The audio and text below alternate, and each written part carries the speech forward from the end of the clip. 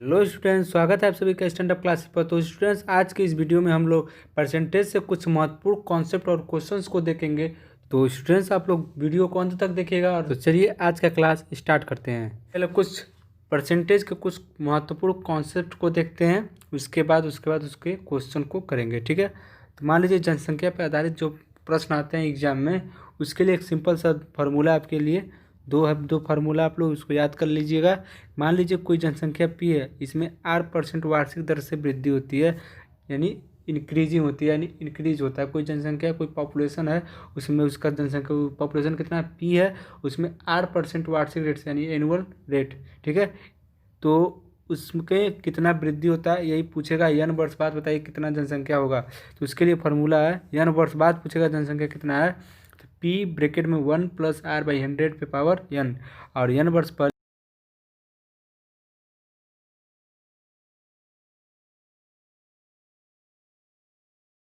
अब देखिए आगे बढ़ेंगे, ये आप लोग याद रखे रहिए। ठीक है, इसको आप लोग नोट कर लीजिए, आपको डायरेक्ट एग्जाम में काम में आएगा।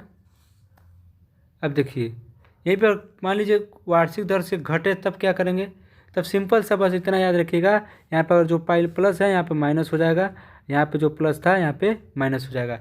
तो मान लीजिए माना किसी मशीन का मूल्य ₹1 है तथा इसमें 8% वार्षिक दर से घटोतरी होती है, तो ये बताइए n वर्ष बाद कितना क्या हो रहा है, यहाँ पे घट रहा है, यहाँ बढ़ नहीं रहा है, यहाँ पे क्या हो रहा है, घट रहा है। तो n वर्ष बाद मशीन का मूल्य पूछ सकता है, घटेगा। यहाँ पे थोड़ा सा कॉन्सेप्ट याद रख दिखिएगा जब क्वेश्चन में कि घट रहा है कि बढ़ रहा है। अगर घटेगा तो माइनस लगाएंगे, अगर बढ़ेगा तो प्लस लगाएंगे।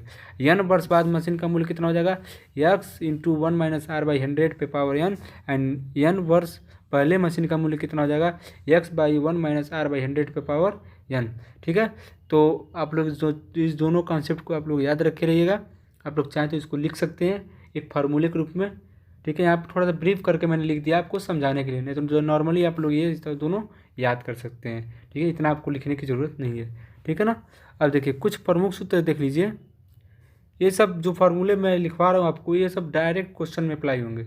आप लोग कोई कुछ सोचने विचारने का समय नहीं रहेगा, आपको डायरेक्ट फार्मूला याद है, डायरेक्ट जोड़ो डायरेक्ट घटाओ, बस यही सब करना है आपको। और उसमें कोई दिक्कत है मैं क्वेश्चन करके बताऊंगा आपको, देखिएगा कैसे करने में मज़ा आएगा आपको क्वेश्चन करने में। अगर आपको फार्मूले याद हैं, तब नहीं याद हैं तो आपके लिए सज़ा हो जाएगी। ठीक है ना। तो सबसे पहले क्या ज़रूरत है, इसमें कॉन्सेप्ट और प्लस इसका फार्मूला ज़रूरत है कि हाँ कैसे करेंगे। जो मैं फार्मूला आपको लिखवा रहा हूँ आप लोग इसको लिख लीजिएगा। ठीक है, देखिए यदि ए बी से r% अधिक है, यदि ए बी से r% अधिक हो, तो बी ए से, अगर मान लीजिए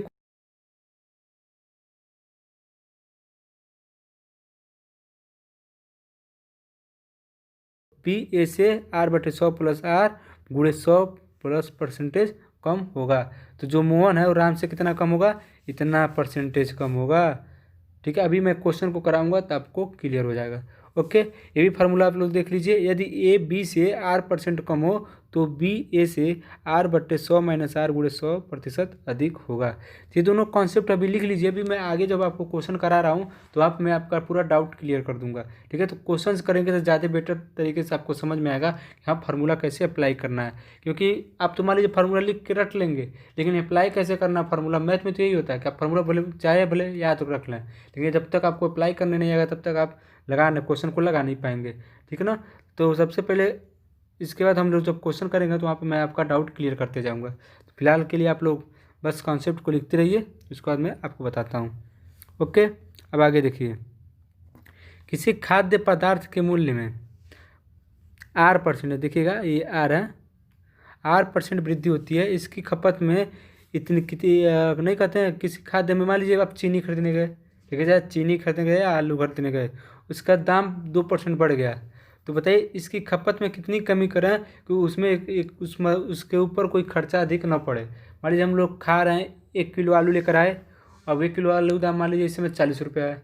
ठीक है, 1 किलो आलू का दाम ₹40 है, और इसमें अगर 5% बढ़ जाए, ठीक है 5% बढ़ जाए, तो हम लोग कितना खाना कम कर दें, कितना परसेंटेज खाना कम कर दें कि आलू को जो हमारे ऊपर जो भार है, आलू जो जितना हम खरीदते थे पहले उतना ही खरीदें, तो हमारे ऊपर अतिरिक्त बोझ ना पड़े। तो इसी कॉन्सेप्ट में कर रहा है। इसके लिए आपका फार्मूला है r/100 प्लस r इंटू 100%। तो कितना, इतना परसेंटेज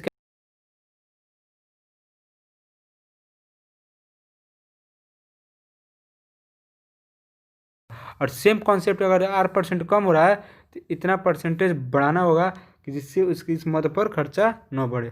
ठीक है, तो ये आपके कॉन्सेप्ट हो गए, आप लोग इसको नोट कर लीजिएगा। इसके बाद इसके क्वेश्चन को करते हैं। एक यहाँ फार्मूला देख लीजिए, बिल्कुल बेसिक सा फार्मूला। बहुत लड़के कंफ्यूज हो जाते हैं, सर कैसे क्या होता है, जैसे नहीं होता है। कोई कह देता है सर मान लीजिए सर मैंने 490 नंबर पाया, चाहे 500 नंबर पाया हाई स्कूल में, 600 में 590 नंबर पाया, 500 पाया, मैं कितना परसेंटेज पाया। तो मान लीजिए नंबर का आपको रहता है, बहुत लड़के निकाल लेते हैं, बहुत लड़के कन्फ्यूज हो जाते हैं, सर परसेंटेज कैसे निकलता है। ठीक है, आपको परसेंटेज निकालना आता है। और कहीं ये कह दिया कि सर मैंने 90% पाया 600 में, तो बताइए मैं कितना नंबर पाया। तो ये फार्मूला आप लोग याद करे रहेंगे तो आपको या प्राप्तांक निकालना हो, या पूर्णांक निकालना हो, या प्रतिशत निकालना हो, आप तीनों में से कोई निकालना हो। और पूर्णांक निकालना होगा तो पूर्णांक यहाँ पर कर देंगे, प्रतिशत यहाँ पर कर देंगे। ठीक है, और यहाँ पर मान लीजिए प्राप्तांक निकालना है तो इन दोनों को यहाँ पर गुणा कर देंगे, बट्टे 100 कर देंगे। प्रतिशत गुणे पूर्णांक बट्टे 100 बराबर प्राप्तांक। ठीक है, तो ये सब कॉन्सेप्ट थोड़ा सा याद कर लीजिएगा, आपके लिए बेटर रहेगा। या फिर ये जरूरी नहीं है कि आपके एग्जाम के क्वेश्चन पे ही आएगा, ये मतलब कहीं पे भी कि मान लीजिए हमने ये इतना किया, बताइए कितना परसेंट हमने इसको दे दिया। ब्याज पैसा से लेन देन होता है, पैसे लेन देन तो साधारण ब्याज आएगा, सॉरी साधारण ब्याज हो जाएगा, आ जाएगा। लेकिन ये एग्जाम नंबर का एग्जाम के बारे में क्या इतना परसेंटेज है, इतने परसेंटेज देंगे, तो ये आपका इसी से लगेगा। ठीक है, तो देखिए क्वेश्चन एक ऊपर लिखा हुआ है, आप लोग उसको ध्यान से अब तक पढ़ चुके होंगे। कर 873 का 16 से 2/3 परसेंटेज क्या होगा। आ गया ना क्वेश्चन आपका 873 का, ये देखिएगा 873 है। ठीक है, 16 से 2/3 प्रतिशत क्या होगा पूछ रहा है। ये क्या आपका पूर्णांक है, ये क्या प्रतिशत है, पूछ क्या रहा है, प्राप्तांक। क्या पूछ रहा है, प्राप्तांक पूछ रहा है।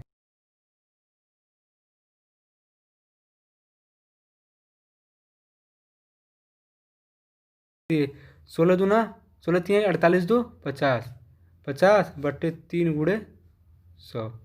ठीक है, अब क्या कर देंगे, इसको मल्टीप्लाई कर देंगे। ये 50 था, कट गया, 50 दूना 100।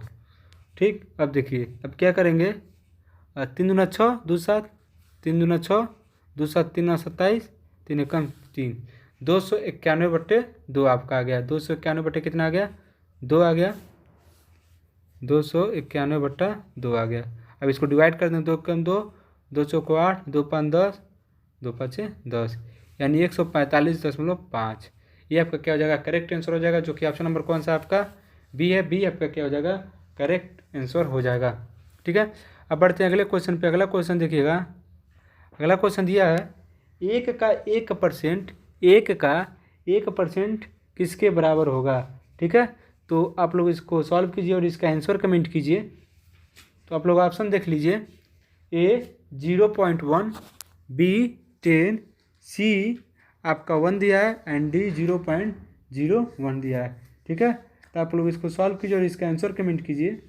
जल्दी से इसको सॉल्व कीजिए और इसका आंसर कमेंट कीजिए। 1% पूछ रहा है, 1% पूछ रहा है, तो एक आपका 1% पूछ रहा है, तो एक पूर्णांक हो गया, 1 परसेंटेज हो गया। पूर्णांक गुणे प्रतिशत बट्टे 100 बराबर प्राप्तांक, यानी प्राप्तांक पूछ रहा है, यानी प्राप्तांक पूछ रहा है। देखिए 1 गुणे 1/100, इसको डिवाइड कर देंगे 0.01। ठीक है, 0.01 आपका क्या हो जाएगा, फाइनल आंसर हो जाएगा, जो कि ऑप्शन नंबर कौन सा है आपका डी है। डी आपका क्या हो जाएगा, करेक्ट आंसर हो जाएगा। ओके, अब देखिए आगे बढ़ेंगे। अब आया आपका क्वेश्चन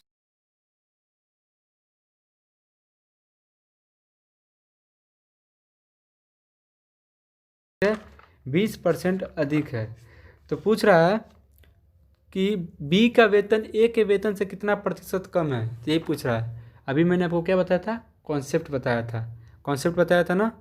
अब मैं आपको उस कॉन्सेप्ट लेकर चलूँगा, लेकिन उससे पहले उसके नीचे वाला क्वेश्चन को आप लोग एक बार देख लीजिए। यदि ए का वेतन बी के वेतन से 25% कम हो, तो बी का वेतन ए के वेतन से कितना प्रतिशत अधिक है। तो दोनों में क्या दिख रहा है, यहाँ पे अधिक है, दोनों में आपको क्या कॉन्सेप्ट दिख रहा है। यहाँ पूछा कितना अधिक है और कितना यहाँ पे क्या है, कम है।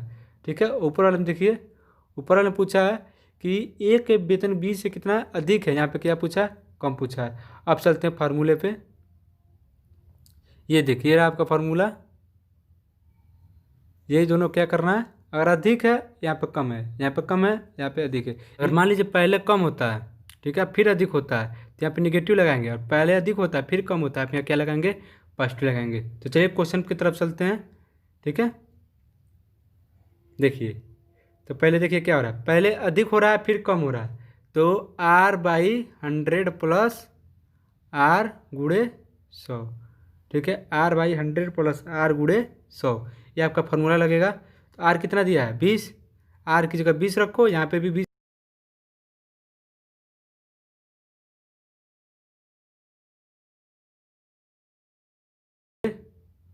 100 यानी 20 छक्के 120, यानी 100/6 हो गया आपका। यहाँ पे कहता कितना जगह 50/3, यानी 50/3 को आप चेंज करेंगे तो 16 सही 2/3% आपका क्या हो जाएगा, आंसर हो जाएगा। यानी 16 सही 2/3% कम है इसका वेतन। बी का वेतन ए के वेतन से कितना परसेंट कम है, 16 सही 2/3% कम है, जो कि ऑप्शन नंबर कौन सा आपका सी है। सी आपका क्या हो जाएगा, करेक्ट आंसर हो जाएगा, ठीक है। अब देखिए अगले क्वेश्चन चलेंगे। अगला क्वेश्चन देख लीजिए आप लोग। अगला क्वेश्चन दिया है, यदि ए का वेतन बी के वेतन से 25% कम हो, यदि ए का वेतन बी के वेतन से 25% कम हो, ध्यान से सुनिएगा, 25% क्या है, कम है, तो बी का वेतन ए के वेतन से कितना अधिक है। तो मैंने क्या बताया था, अगर कम से अधिक होगा तो निगेटिव करेंगे, अगर अधिक से कम होगा तो क्या कर देंगे, पॉजिटिव कर देंगे। यानी पहले प्लस था उसका बाद कम होता है, ठीक है, तो यहाँ पर प्लस लिखेंगे। अगर यहाँ पे माइनस रहता है यानी पहले कम रहता है फिर बाद में अधिक हो जाता है, तो नीचे क्या लिखेंगे, निगेटिव लिखेंगे। वो मैं फार्मूले में बता रहा हूँ आपको, कहाँ पर निगेटिव लिखेंगे।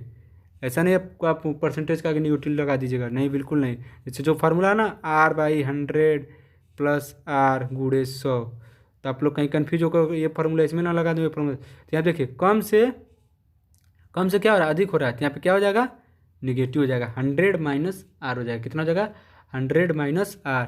तो क्या लगाएंगे आप लोग यहाँ पे, आप लोग लगाएंगे R/100 माइनस R गुड़े 100, ठीक है, यही फार्मूला लगाएंगे। अब ये बराबर परसेंटेज बाहर लिख लेंगे, परसेंटेज में ये ऑलरेडी इसका आंसर आएगा, परसेंटेज में चेंज करने की ज़रूरत नहीं है, ठीक है। अब देखिए R कितना दिया है 25,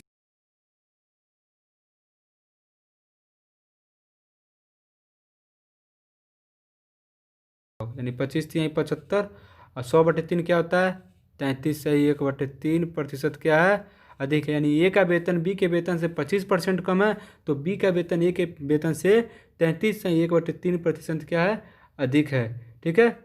अब देखिए इसका करेक्ट आंसर क्या हो जाएगा, इसका करेक्ट आंसर हो जाएगा बी। बी आपका क्या हो जाएगा, करेक्ट आंसर हो जाएगा 33 से 1/3%।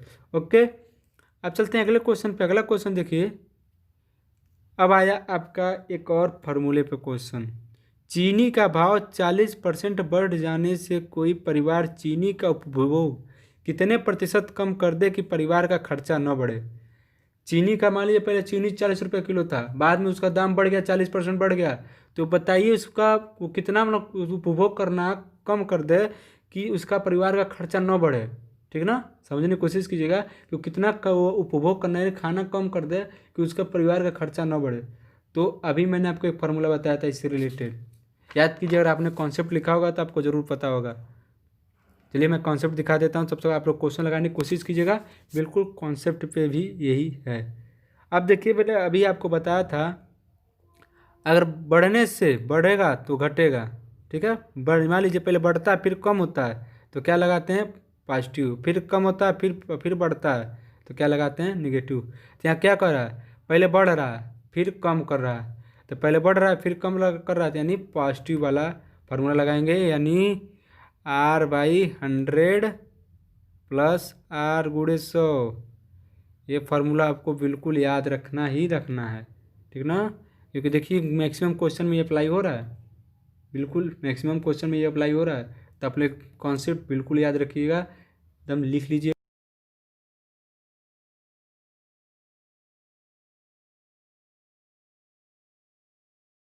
तो आपका 40/140 गुड़े 100, ठीक है, कट जाएगा। अब देखिए 2 7 14 2 20, यानी 200/20 दाम 200/7, 7 दूना 14 6 और 7 8 56, 56 4 60, यानी 28 है 4/7%। यानी ऑप्शन नंबर कौन सा होगा आपका, बी हो जाएगा। बी आपका क्या हो जाएगा, करेक्ट आंसर हो जाएगा। तो स्टूडेंट्स आज के क्लास में बस इतना ही, मिलते हैं अगले क्लास में, तब तक के लिए जय हिंद जय भारत। वीडियो को लाइक कर दीजिएगा, चैनल को सब्सक्राइब कर दीजिएगा।